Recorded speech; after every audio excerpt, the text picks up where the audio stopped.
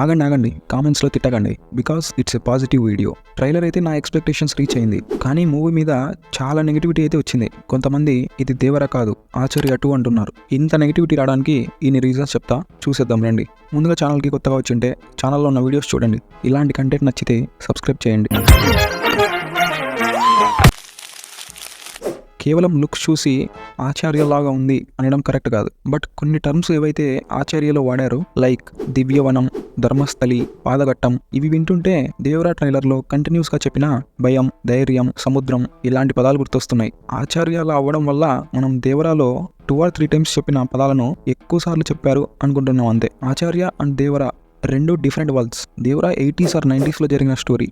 So both are not same.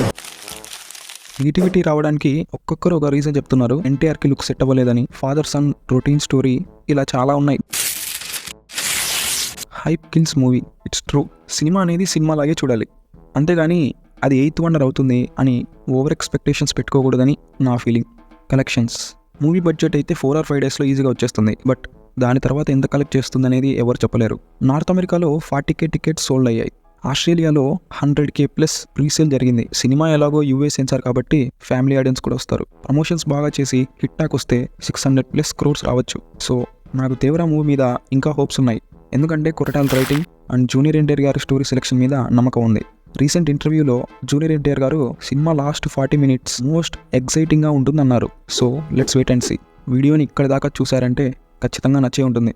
ఫ్యూచర్లో ఇంకా ఇలాంటి వీడియోస్ చూడాలంటే ఛానల్ని సబ్స్క్రైబ్ చేసేయండి.